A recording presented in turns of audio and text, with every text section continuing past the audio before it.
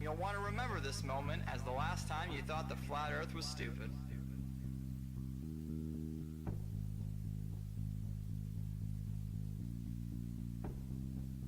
Hello everyone, this is ODD, and yes, I'm finally admitting that even though I don't like labels, I'm a flat earther.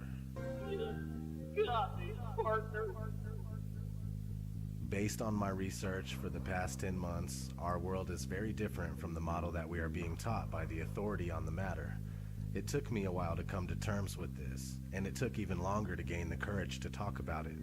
It can be pretty embarrassing to go against popular opinion, but this is real. It's not a psyop, it's not a distraction, and it's not a bandwagon. It's a reasonable debate. It's thousands of people taking what we've been told and comparing it to what we see and experience, only to find out that they do not match up. Once you start digging into this, it becomes clear that there is no evidence for the speculated spinning ball that we supposedly live on, and everything points to a flat earth. The flat earth is much more than just reasonable. The one and only reason that it's reasonable to argue against the flat earth is that we've all been taught otherwise our whole lives. We blindly believe something that A, has never been proven, and B, is pretty much fucking impossible. Thanks to people like Eric Dubay, the flat earth has re-emerged and it has more steam than ever. Before I've ever even entertained the flat earth, I knew not to trust the space programs of the world. Close examinations of NASA and other space programs reveal that things aren't what they seem and that we, the people, are being lied to. We have no real pictures of the Earth, and no matter how hard we try, we just can't find the curvature. Not only that, but flight paths make more sense on a flat map, and large bodies of water not being able to curve into a giant ball completely resonates. Forensically speaking, the globe model is so very unlikely that any good detective wouldn't believe a fucking word the globe says. The globe story is so full of circumstantial, impossible coincidences, which only prove that the globe is a fucking liar. We'll be going over that in this video, as well as other reasons why the world isn't what we're led to believe. I appreciate you tuning in. Let's get started.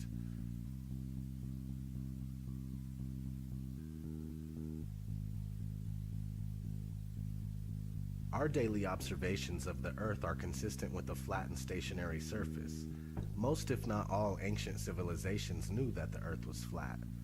The people of today would say that ancient cultures were ignorant and unaware, yet they accomplished great feats that we still can't accomplish to this day.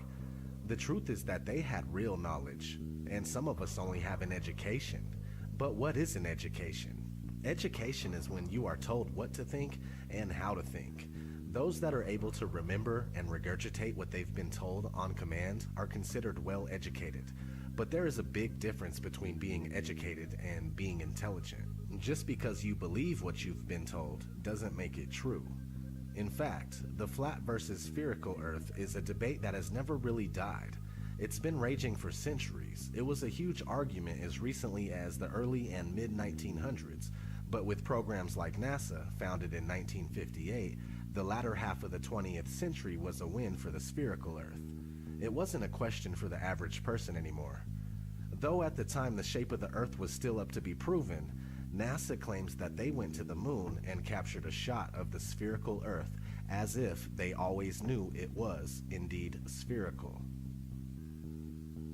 Those of you who think this technical difficulty was planned and think I'm scamming you, go do it for yourself.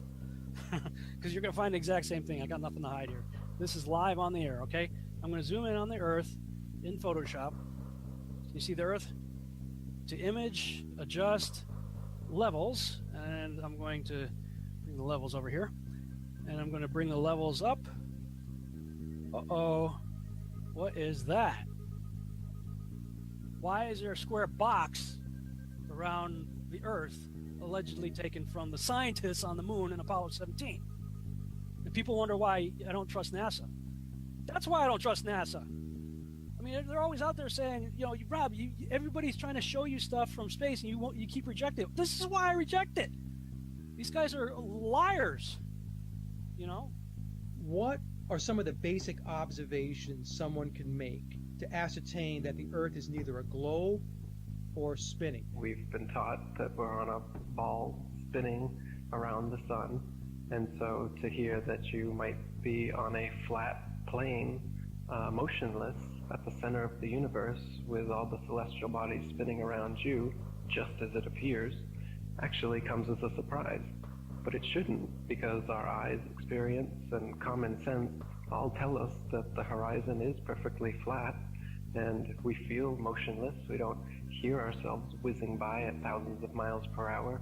No matter how high amateur rockets or balloons have gone up, the horizon rises to the eye of the observer all the way up, and that's only consistent with a flat plane. Their theory just gets more and more wild as time has gone on, and so yeah, it began with the spinning Earth going 1,000 miles per hour, which is then circling around the sun at 67,000 miles per hour, which then they decided the sun wasn't a heliocentric model, but more of an acentric model, where they don't know where the center is, and we're just exploding out of a big bang. So the sun, we're spinning around the sun, and then the sun and us are spinning around the Milky Way galaxy, they say, at 500,000 miles per hour. And then the entire Milky Way galaxy, they say, is shooting off from the Big Bang at 670 million miles per hour, almost the speed of light. So there's at least 4 rip-raging, contradictory motions supposedly going at all times, yet you don't experience any of it, nor can you measure any of it using the stars. The flat, motionless Earth is, not only is it the greatest conspiracy of all, it's also the easiest to prove. I mean, it just is flat and motionless, just as it appears. Look into it more and more, make it a thing to try and debunk it, if you will. You know, even if you want to do it that way. Negative reinforcement works too. Try as you will, you're only going to find proofs for the flat, motionless Earth. You're not going to confirm that you're on a spinning ball.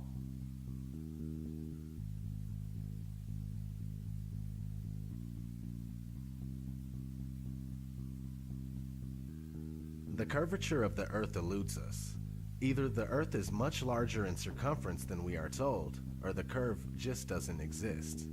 People assume that there is a curve, but it's never really been proven beyond a reasonable doubt. Cameras with fisheye lenses, Hollywood movies, and NASA CGI are the closest we get to seeing curvature. The deception and the lies are just so pervasive, and they're just so deep. I swear, it gives me a headache. The surface of water is always level. This is just natural physics. We know this, that water, if unobstructed and uncontained, will flow outwards, finding it the easiest course to maintain its own level, right? So, but the Ball Earth model claims that the oceans are huge 100-mile walls of curved water curving around the ball. That's ridiculous. They say that gravity makes this possible, but you don't see that. You go to the beach and you see a completely flat horizon. You see water just ever so gently coming up on the shore. So there's the pretty blue marble that NASA claims we are living on, with circumference of 24,901 and 3959 radius. So to find the curvature, you take 8 inches times your distance squared. That's 8 inches times your distance squared, and if you don't square the distance, you end up with this, and this is not what NASA has shown us. They have given us a beautiful blue marble that we love. So you get 8 inches for 1 mile, 32 inches in 2 miles, 16.6 feet with 5 miles, so on and so forth. So what I did is I shot this pier, which is in Daytona Beach, Florida, and as you can see, between the water and the walkway of the pier is about 12 to 16 feet based on the height of the people and the railing. So I started at Granada, which is 4.92 miles away, and I shot this, and based on that distance and the formula, there should be 16 feet of curvature. But obviously you can still see the entire gap under the walkway there between that and the water. So in addition to that, behind that pier is actually a lighthouse, which you can see the pier, you can see the light. That is 16 miles away from my location. And I shot that lighthouse. Now that lighthouse is 175 feet tall, and the curvature from 16 miles away should be 170 feet. You can clearly see about the entire lighthouse beyond that pier. So like I said, there should be 170 feet of curvature, but there's none. And those hotels there are even further. Those are in New Smyrna, which is 20 miles. If NASA is right, and there is, we do live on a ball, they're going to have to make up that curvature. If it's not in the 20 miles I'm shooting, well then that means it's got to be made up further on down the line. So you can't have it both ways. You can't say we live on this ball and then say, oh, you can't detect the curvature. Well, you got to detect it somewhere, because if it's not dropping here, it's going to have to drop even more down the lines in order to make that circle, that ball they say we live on. And it's pretty round. That blue marble they give us is perfectly round.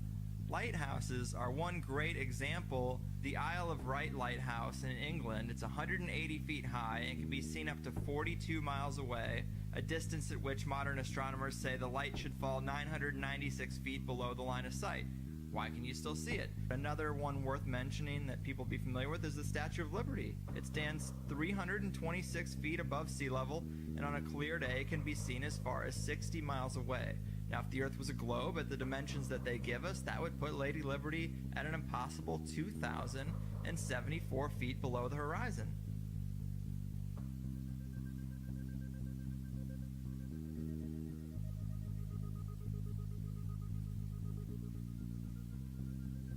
No, not one picture of the Earth. Imagine that. 2016, and we still don't have a picture of our home. Thousands of satellites supposedly orbiting the Earth. Why can't we get thousands of pictures? One shot with the whole Earth in it. Hell, we should have a channel on cable that shows the Earth rotating 24 hours a day, every day. Nope. Let's listen to NASA's very own Robert Simmons talk about how we get our fake pictures of Earth. In 1972, we saw our home in a new way. Apollo 17 astronauts snapped this picture. It gave people the first look at their home planet as a single entity. Last week, scientists at NASA released this. The shot is compiled from data from NASA's VEERS instrument, which orbits the Earth about every 100 minutes, taking measurements of light coming off the planet. That can be translated into ribbons of imagery like this, and then into one of these. And this is just the latest in NASA's Earth from Space album, which may be one of the most mind-expanding collections of images in human history. Then in 2002, Blue Marble 2.0, NASA's Rob Simmons made this. Simmons' job is... It's primarily taking data and making pictures out of it. That's what this is, a composite of data sets from several different instruments translated into a picture. So we actually had to take clouds out. They stashed the clouds for later, went onto the ocean. That came from an instrument that measures phytoplankton in the sea. Where it was low, I colored it dark blue because they're low mostly in mid-oceans. And then where it was a little bit higher, it was like a little bit brighter green. Then add the clouds back in. There's a small problem with it because there's a very slight gap in between each orbit. So some of those are painted on. It is photoshopped, but it's has to be.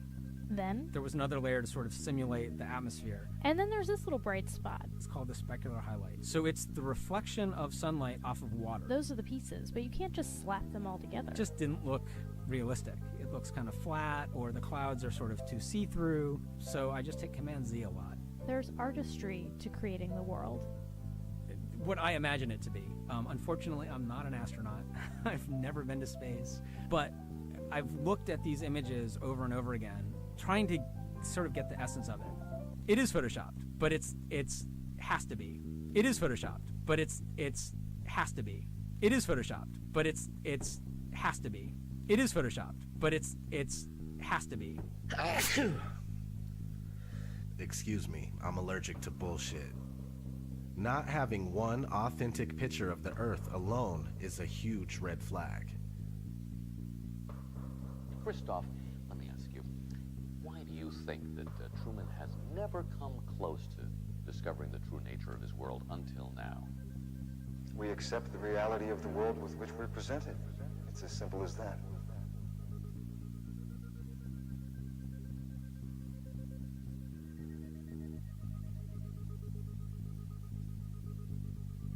The flat Earth model is a working model. It's by no means definitive due to the nature of this massive cover-up. For the past 500 years, we've been completely buying into the Copernicus heliocentric model. But what we do know about the flat Earth is based on the azimuthal equidistant map that seems to be working out. This map goes as far back as the year 1000 and possibly earlier, now used as an official map by the U.S. Geological Survey and also as the official logo for the United Nations. Is this our real home being hidden from us in plain sight? I think it is. The first thing a lot of people say is, where's the edge? Well, look at this map where Antarctica is a 360-degree ice barrier that holds the water in. These ice walls are real, and they stand 150 feet above the surface of the water. Then you need to understand that there is no independent access to Antarctica. Average people can only go there on a guided tour. It has no towns, no cities, and no permanent residences. What's past the 150-foot ice wall is anyone's guess. How far the ice extends, how it terminates, and what exists beyond it. The Antarctic Treaty, signed in 1959 by 12 nations and more later on, states that Antarctica is for peaceful purposes only. No military activities, just scientific research and government exploration. Expeditions by any party must be discussed in advance. It's the longest and most successful treaty between nations. The treaty also states that there are ships, stations, and equipment to ensure compliance of the treaty. Sounds like military activity to me. Anyway, so this azimuthal equidistant map appears to be correct for the most part. Over the centuries, there's been other maps that look pretty close to it as well. Let's look at an interesting story that was recently in the news that supports this flat map. A woman gave birth on a flight from Bali to Los Angeles, so the flight made an emergency landing in Alaska. Here's what it would look like on a globe.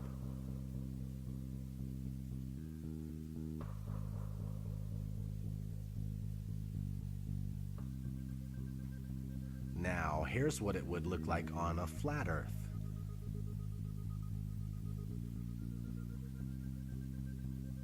Which one makes more sense? Exactly. A big issue I was having with the flat Earth for the longest time was the sunrise and sunsets. I realized that it was a perspective issue. First, you must understand that the sun is not 93 million miles away. If it was, we would never see anything like this here. This is concentrated because it's closer. It's much more probable that the sun is only a few thousand miles away and that it's the same size as the moon.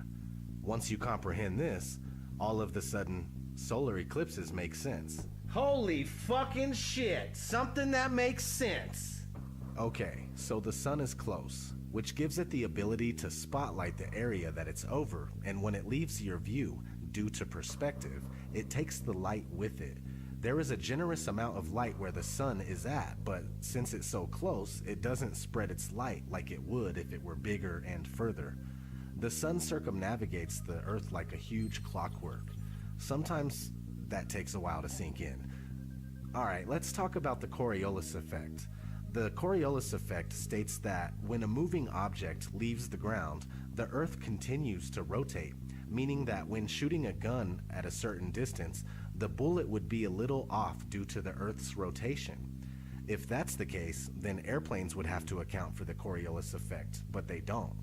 This is only a few things that work better on a flat, motionless Earth. Do you need 100 excuses as to why you're not feeling any motion or seeing any curvature? Are those excuses easier to believe? Or is it easier to use Occam's razor and go with what our senses are telling us? The Earth is flat and not spinning. Now, real quick, let's kind of just explain the Coriolis effect in layman's terms. The Coriolis effect is the effect that when the bullet leaves the barrel of the gun, it is actually leaving the surface of the Earth. So as the bullet leaves the barrel of the gun, the Earth is still rotating, and the bullet is not rotating with the Earth. So the Earth will actually rotate out from underneath of the bullet while it is in flight.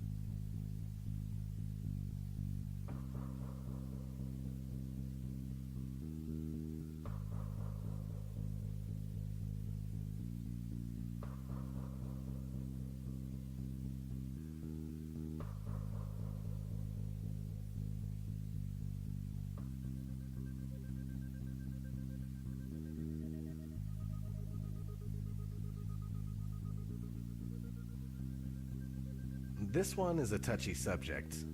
This whole fucking video's a touchy subject. So anyway, this one's hard to get across to people big time. But outer space is up for debate. Space programs are compartmentalized, and most astronauts are Freemasons that have to swear an oath of secrecy when dealing with the so-called missions. The thing is that there is so much footage of NASA and other space agencies making mistakes. Sometimes we could see bubbles in the spacewalks. Sometimes we could see harnesses and wires on the people in the International Space Station. The permed hair that moves nothing like it would in zero gravity. These are huge red flags. Not to mention the Van Allen radiation belt. The Van Allen radiation belt is a layer of energetic charged particles that is held in place around a magnetized planet such as Earth by the planet's magnetic field. Sounds kind of like a dome if there is one. Oddly enough, one of NASA's employees admitted that this radiation belt needs to be figured out before humans could pass through it. Listen closely. As we get further away from Earth, we'll pass through the Van Allen belts, an area of dangerous radiation. Radiation like this could harm the guidance systems, onboard computers, or other electronics on Orion. Naturally, we have to pass through this danger zone twice, once up and once back. But Orion has protection. Shielding will be put to the test as the vehicle cuts through the waves of radiation. Sensors aboard will record radiation levels for scientists to study. We must solve these challenges before we send people through this region of space. Let's talk about satellites. We've already discussed how there are no pictures of the Earth. So, are satellites even real? Not likely. Ground towers are built all over the world and are more than adequate to relay our television, radio, and cell phone service. All GPS is done through land-based towers, and things like Google Earth are taken with high-altitude planes, and most of them are just done with cars on street level. Did you know that satellites were actually invented by Arthur C. Clarke, the science fiction author? I didn't know that. they shortly became science fact after that. The geostationary satellite, look it up. It was created by a science fiction author. And then within a decade, NASA claims to have sent a real one up there, and ever since then, that's where we get all our communications from. So if satellites were real, we would constantly hear stories of them being hit by meteors or comets, and that doesn't happen. No one's ever lost their direct TV feed during the Perseids meteor shower because one of the meteors knocked out one of the satellites. It doesn't happen, it's never happened, and it won't happen. And that to me tells me there is no satellites. You would constantly be worried about them, and you would constantly hear about them having something happen, and it's so rare that you hear that.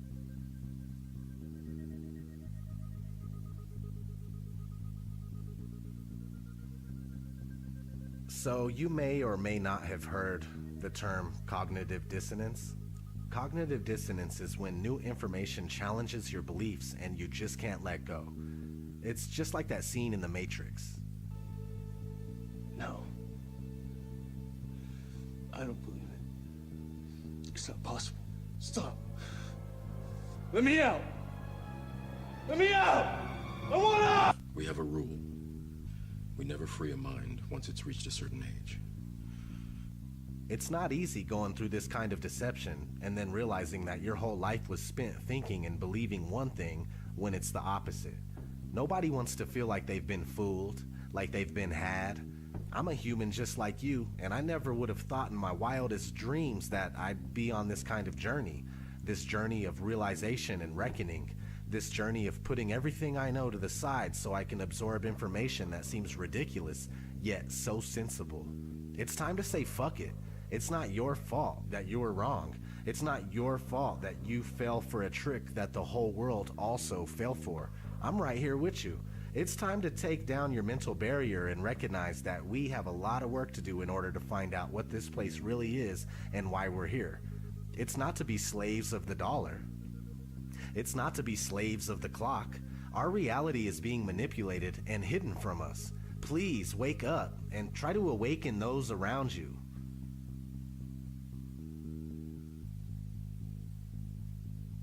So how did this happen? Okay, let's start in the classroom. The first time anybody enters a school classroom, they are introduced to the globe model of the Earth. This three-dimensional scale model of the Earth that has never been proven was invented in the 1400s. Fast forward to 1927, a big-budget movie company called Universal Pictures came out with its movie intro, and guess what? The spinning ball Earth still hasn't been proven. This is 30 years before NASA was founded. Over the years, Universal kept coming out with similar logo intros, and to this day, we see the spinning ball Earth before many of the movies that we watch. Besides, there are countless movies about outer space that use the same model. We have been indoctrinated, and it's as simple as that. For the spherical Earth to remain unproven after this long is a wake-up call to everybody that lives here. We need to shed this programming right here, right now, and find out what the fuck is going on. No more embracing this sick illusion that was created by psychopaths. I'm going to keep searching for answers and trying to make something happen. All I want to know is, who's coming with me?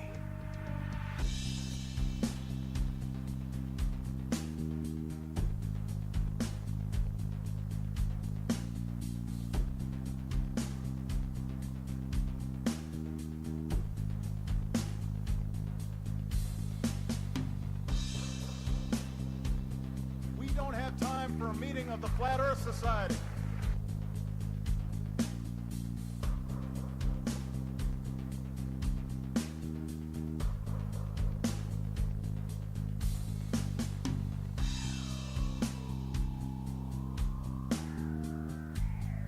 I'd like to be an explorer, like the Great Magellan. Oh, you're too late. There's really nothing left to explore.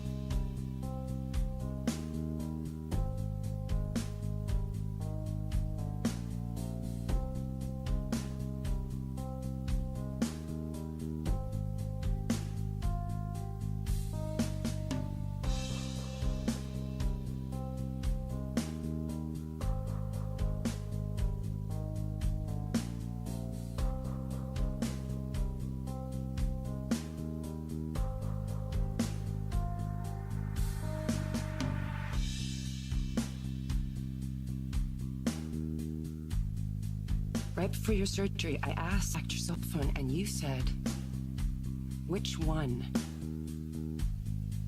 When? Skylar, I was medicated. I mean, I could have said the world was flat. You know what I think? I think you accidentally told the truth. the world was flat. You know what I think? You accidentally told the truth. The world was flat. You know what I think? You accidentally told the truth.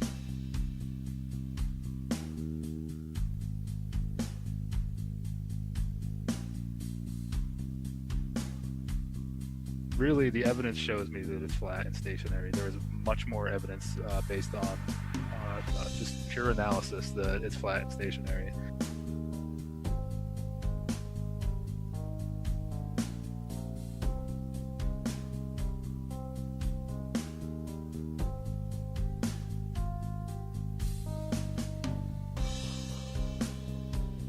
So it's not actually a sphere. It's oblate, and officially it's an oblate spheroid. That's what we call it. But not only that, it's slightly wider below the equator than above the equator.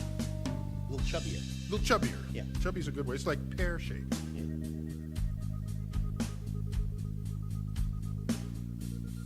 Really, we're in big trouble as far as lack of critical thinking and lack of free thinking. We really are in big trouble. We need to step it up as far as the awakening goes. You really need to put your thinking cap on, and you really need to start to look at these things and look at them with a critical eye and with a critical mind.